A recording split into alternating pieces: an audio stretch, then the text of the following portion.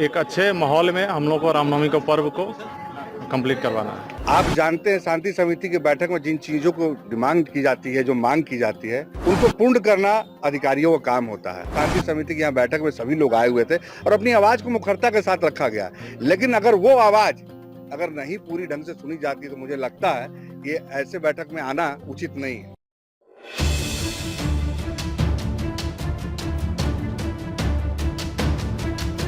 रामनवमी को लेकर सरायकेला जिले के आरआईटी थाना परिसर में आयोजित शांति समिति की बैठक में उस वक्त अजीबोगरीब स्थिति उत्पन्न हो गई जब अचानक से एक बंदर डैश पर आ धमका। फिर क्या था? बैठक में शामिल सदस्यों ने जय श्री राम के नारे लगाना शुरू कर दिया।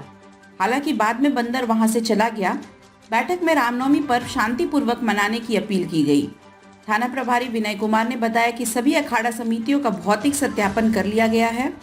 कहीं से भी किसी तरह की शांति भंग करने का प्रयास किया जाएगा तो वैसे लोगों को चिन्हित कर कार्रवाई की जाएगी। बैठक के दौरान कई बिंदुओं पर शांति समिति के सदस्यों ने थाना प्रभारी का ध्यान आकृष्ट कराया, जिस पर उन्होंने विधि समेत कार्रवाई करने का भरोसा दिलाया। वहीं बैठक के दौरान साफ सफाई का मुद्दा छाया रहा। लोगों में नगर निगम की कार्यशैली को लेकर नाराजगी भी देखी गई। Bureau report, India News viral, Bihar Jharkhand.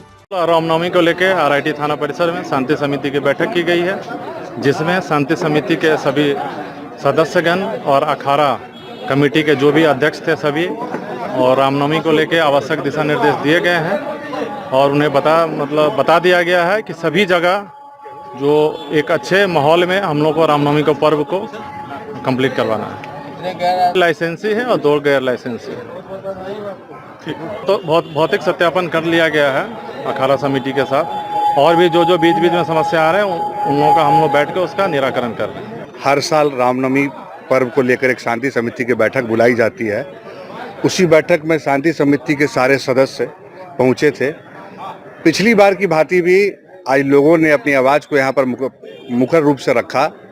और आप जानते हैं शांति समिति की बैठक में जिन चीज़ों को डिमांड की जाती है, जो मांग की जाती है, उनको पूर्ण करना अधिकारियों का काम होता है।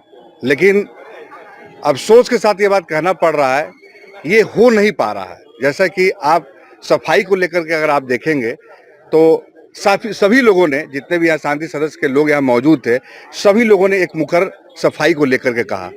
लाइट को लेकर के भी आपने देखा। तो आज अगर नगर निगम क्षेत्र पे हम लोग बसे हुए हैं तो यहाँ लोगों की डिमांड यही होती है कि हमारा जो सड़क है वो सफाई, सुरक्षा और इन्हीं चीज़ों पर डिमांड की जाती है।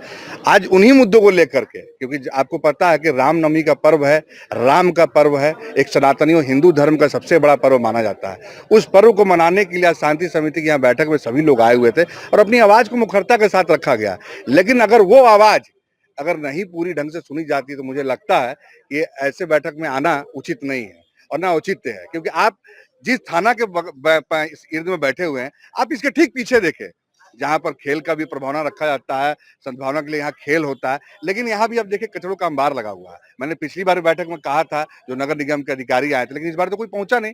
ठीक है, नीति आयोग की टीम आई थी, कोई एक पहुंचता और इस बात को अपना रखता, यहाँ पे ये काम हो जाएगा, लेकिन पिछली बार भी नहीं हुआ और आगे भी उम्मीद मुझे ऐसा लगता नहीं कि काम कर पाएंगे। अधिकारी हैं जो नगर निगम के कर्मचारी, उनको कम से कम अगर नीति आयोग की टीम में वो व्यस्त है तो उनके कम से किसी कर्मचारी को भेजना चाहिए था, जो कि इस बात को रख करके अपनी बात को वहां पहुंचा दे। पहली बात।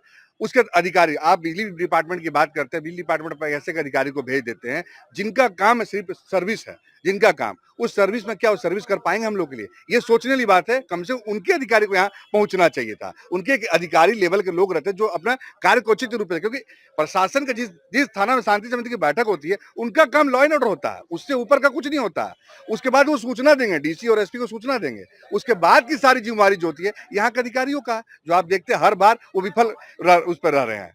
ताज़ा खबरों से जुड़े रहने के लिए हमारे चैनल को सब्सक्राइब करें और बेल आइकन को दबाना ना भूलें, ताकि हर खबर की नोटिफिकेशन आपको मिलती रहे।